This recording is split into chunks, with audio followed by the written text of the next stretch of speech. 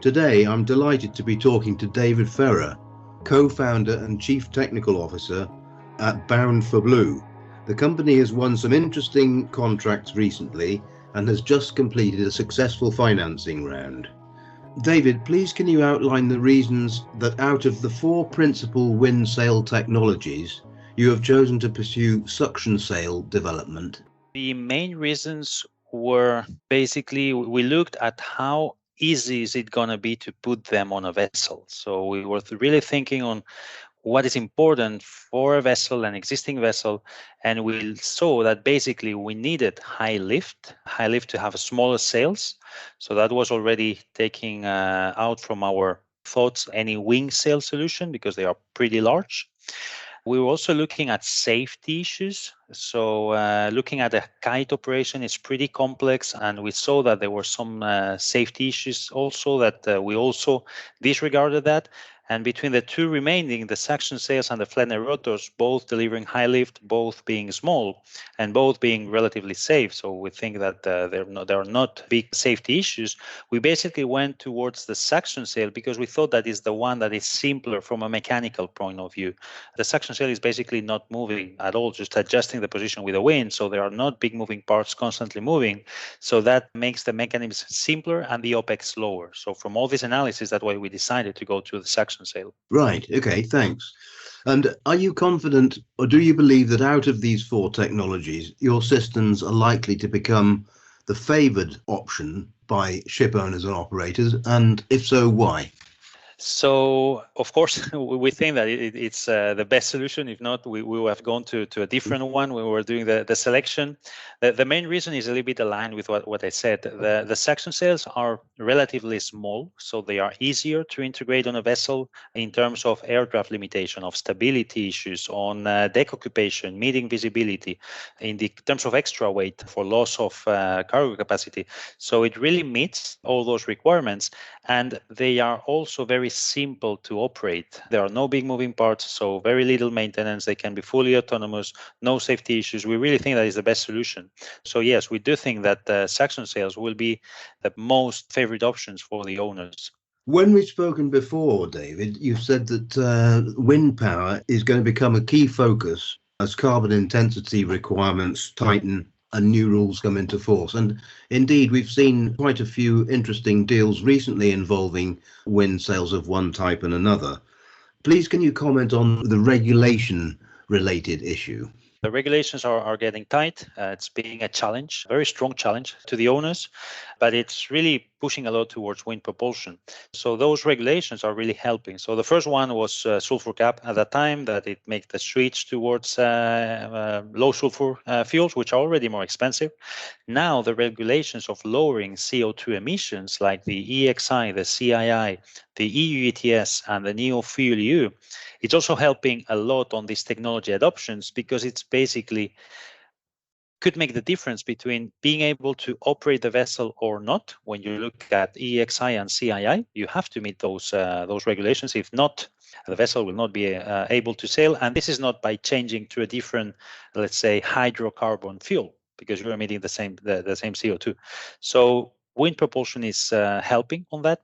And the other one is related to costs, which is now no longer fuel cost, which is also very important, because the new regulations are pushing towards getting to greener and cleaner fuels, which we don't know the cost, but we all know that it's going to be more expensive than what we have today.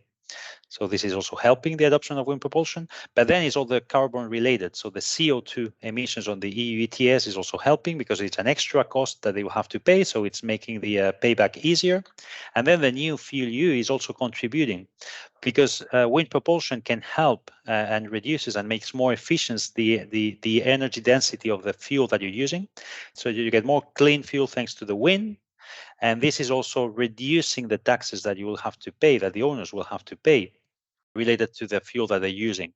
And this is very interesting, because it's no longer related to a variable cost, but that's going to be a fixed cost somehow, because you're really saving CO2 emissions and meeting better the fuel EU regulations. So altogether, it's really pushing towards the adoption of wind propulsion, which is quite helpful for us and the industry.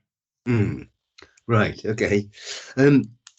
There've been some pilot installations so far and I'm interested in their real life performance. I'm thinking here of your cooperation with Marubeni and similarly Louis Dreyfus. Also, could you comment on your order book and the level of inquiry that you're receiving these days, please? Yeah, so right now that we have published 4 installation projects, as you were saying. One is with the Ems Traveler from Amasus, a general cargo vessel. We installed the sails last summer. We're now doing sea trials on this vessel because we want to be able to publish the results to the market and to the public. So we're doing this with Lloyd's Register. Lloyd's Register will do a third-party validation of the performances. The second project that we're working on is on Louis Dreyfus, as you said, on the RoRo segment. We will be installing early next year 3 sails of our 3 e-sails on the Ville de Bordeaux vessel. And again, we want to be publishing the results, the performance results. We have a third installation project on a tanker vessel that we published a few months ago with Otfiel tankers. That's going to happen in 2024. We'll be installing 4 units of our Model 2 22 meters on an MR tanker. And again, we want to be publishing those results because I think that's the important. And finally, we have the bulker segment with Marubeni. That the installation is going to happen in 2025. These are the 4, let's say, main installations that we are working on in order to have a demonstrator and some results to show and to publish to the owners, so that everyone can have access to that. But yes, the regulations that we were discussing before are really pushing very strongly on the owners. So some owners are already deciding to move forward and do their own installation, their own pilot or their own testing on the technology. So there is one installation that I can disclose, which was made public on a small multi-purpose vessel. That's going to be a new building. But there are other projects that are ongoing, still confidential. I hope to be able to publish them in a few months. But the interest is growing. Just to give you a figure, we have received more than 200 inquiries of analysis, of performance analysis of wind propulsion on with different owners. So it's really moving forward. So we're very happy. Great. Okay. Now, wind sails, different types of wind sails are suitable for some vessels and not others. Your technology, could you outline which vessels work best and which are not really that suitable?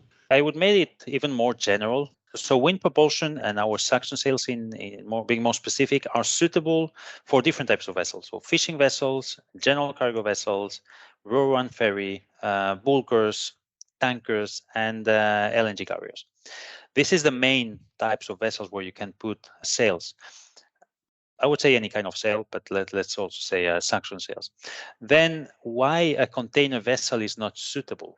The reason why it is not suitable is because it's not because the sail cannot be installed on such a vessel. You could do that, but you need some deck space. So removing containers to put a sail doesn't make economic sense.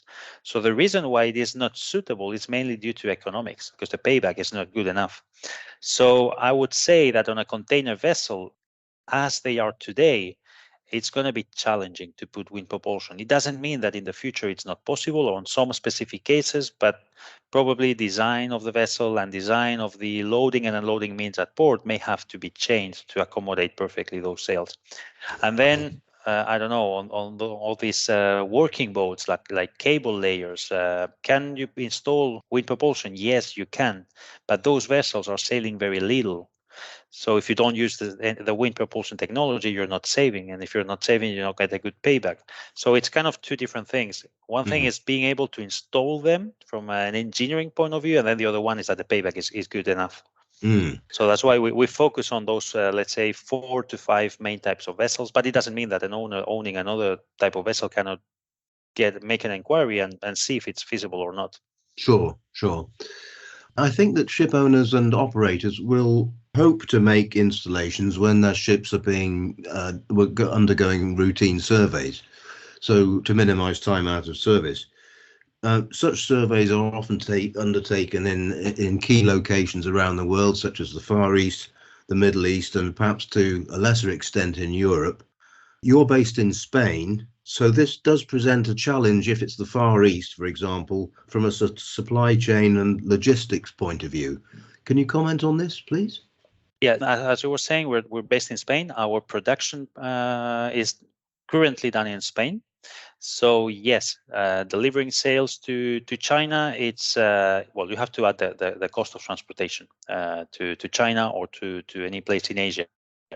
Which, I mean, it's I wouldn't say that it's a challenge. The wind tower, the towers of wind turbines, etc., are shipped, but of course you have to add that extra cost and that extra time.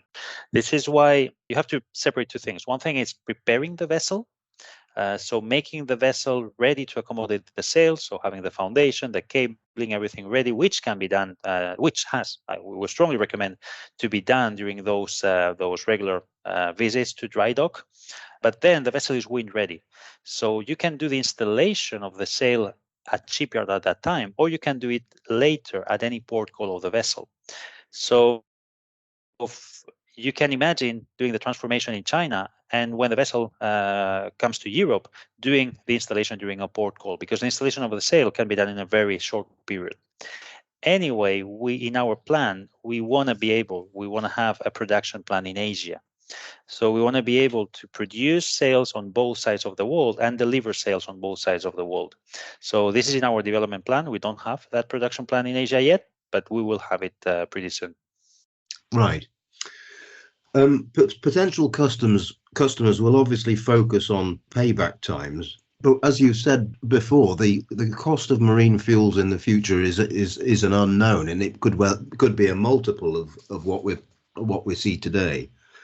These can only be estimated though at the moment. However, you must have models in your systems that you use in marketing and presentations demonstrating the potential financial returns. Can you give some indications of this, please? Yeah, so as you say, doing a payback analysis, it's complicated because there are many assumptions and guesses. And it has become even more complicated because you have to see at two different things. One thing is the purely financial return of how many tons of fuel I save, what is the cost of fuel, and what is the amount of CO2 I save, and what is the cost of CO2. So that's, let's say, the variable cost. But then you have the other regulations like EXI, CII, and even fuel use cost related, but this CII, it's a matter of being able to operate or not the vessel. Is how you implement that on a payback analysis is even more complex, and it becomes even more complex because right now the EU ETS and fuel EU is only applicable when you touch a European port. So making all this model, it's quite complex. But what we are seeing is that even though it's more complex in the way of making it or elaborating it, paybacks are going down strongly because, as I said, we don't know the cost of the future ammonia or methanol, but what we know is that it's not going to be $600 per ton. You can do a multiple of 3, and I think that no one is going to say that you're out of cost. So when you put all this on the balance and include them fuel use, just a vessel that is touching, 25% of their port calls are in Europe, it makes a very, very attractive case analysis. Right. So usually this it has become so complex doing this payback analysis that we do need quite a lot of, let's say, discussion with the owner to be able to do a proper one. Sure. But the message is that paybacks are really going down with all those regulations and all those extra costs on all fuel, CO2, and other regulations. Yeah, so it's all working in your favor, really. Exactly. I mentioned at the beginning that you recently completed a successful funding round. Obviously, that's a great help for you guys. What are the priorities going forward for you? This funding will be used basically on those installations. So in developing the technology and doing those installations on the pilots, that we have some public funding and some private funding on that, as well as funding from the owner. That's one of the things, but the main focus of this funding is on scaling up. Scaling up means being able to produce tens and hundreds of units of our technology in the future, in the next years, being able to supply those sales in 2 different places in the world, Europe and Asia, and scaling up the team to be able also to have the after sales service. Because as soon as you put a sail on a vessel, it becomes a worldwide market from day one. So from day one, you have to be able to supply services all around the world. So it's basically scaling up production and after sales service. That's the main goal: validating the technology and scaling up the company to be able to be a worldwide company from day one. You've just completed this funding round, but down the track, the sort of infrastructure that you're going to need, the network that you're going to need around the world is going to be quite an expensive asset to put in place. There is strong investor appetite for sustainable technology on various stock exchanges. Do you think a listing at some stage might be a possibility? It could be, as any other source of funding. So being listed an IPO, it has basically two goals. One is getting funding. The other one is giving an exit to the existing investors, for example. Both things are right now covered. So with the existing funding we got from the funding round, we have so it's meeting our business plan for the next 2 years.